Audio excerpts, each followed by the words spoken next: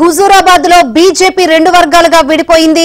హుజూరాబాద్ నుంచి ఈటలను కలిసేందుకు ఉదయం షామీర్పేటకు కార్యకర్తలు తరలి వెళ్లారు. పార్టీలో తమకు సరైన ప్రాధాన్యత లేదని ఆవేదన చెందుతూ రహస్యంగా సమావేశాలు నిర్వహిస్తూ ఆవేదన చెందుతున్నారు. స్థానిక సంస్థల ఎన్నికల్లో తమ భవిష్యత్తుపై ఈటలతో చర్చించనున్నట్లు సమాచారం. హుజూరాబాద్ లో జరిగే కార్యక్రమాల్లో తమకు పిలుపు ఉండడం లేదని తమ ఆవేదనను వెలుబుచ్చుతున్నారు.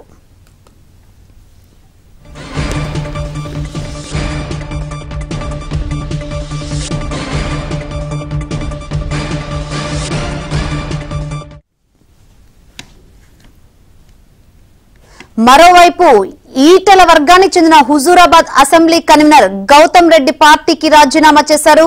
ఇటీవల హుజూరాబాద్ లో పర్యటించిన బండి సంజయ్ బీజేపీలో ఎలాంటి వర్గాలు లేవని చెప్పినప్పటికీ తమను ఎందుకు పార్టీ కార్యక్రమాలకు ఆహ్వానించడం లేదని ఈటల వర్గం నాయకులు ప్రశ్నిస్తున్నారు. అయితే పార్టీలో ఎక్కడా లేని పంచాయతీలు ఒక్క హుజూరాబాద్ లో ఎందుకు వస్తున్నాయని బండి సంజయ్ అన్నారు. అసలు బండి సంజయ్ ఏం మాట్లాడారో ఓసారి చూద్దాం.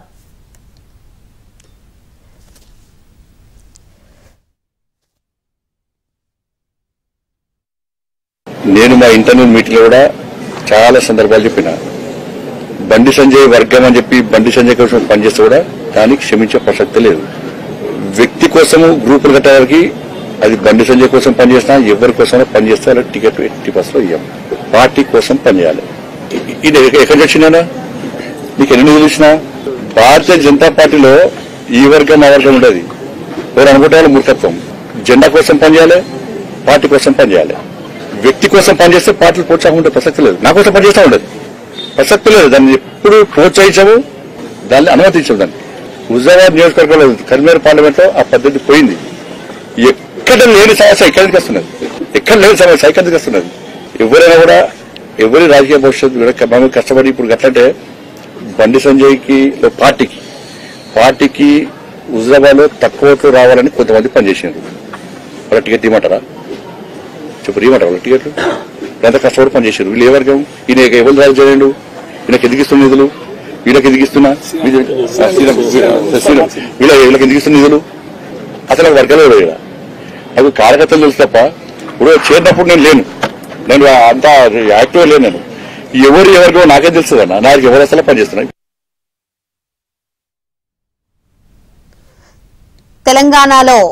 తెలంగాణ బీజేపీలో హుజూరాబాద్ పంచాయతీ కాకరేపుతుంది. హుజూరాబాద్ లో బీజేపీ రెండు వర్గాలుగా విడిపోయింది. హుజూరాబాద్ నుంచి ఈటలను కలిసేందుకు ఉదయం శామీర్పేటకు కార్యకర్తలు తరలి వెళ్లారు. మరిన్ని వివరాలు అందించేందుకు మా ప్రతినిధి శ్రీనివాస్ సిద్ధంగా ఉన్నారు.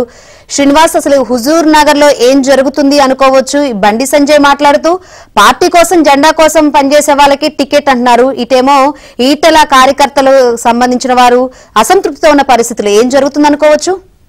శంకరి, హుజూరాబాద్ నియోజకవర్గంలో అటు బండి సంజయ్ ఇటు ఈటల రాజేందర్ వర్గాల మధ్య పచ్చగడ్డి వేస్తే బగ్గుమంటోంది. 2 రోజుల క్రితం హుజూరాబాద్ నియోజకవర్గంలో బండి సంజయ్ పర్యటించారు. ఈ సందర్భంగా ఈటల టార్గెట్ గా ఆయన కొన్ని కామెంట్స్ చేశారు.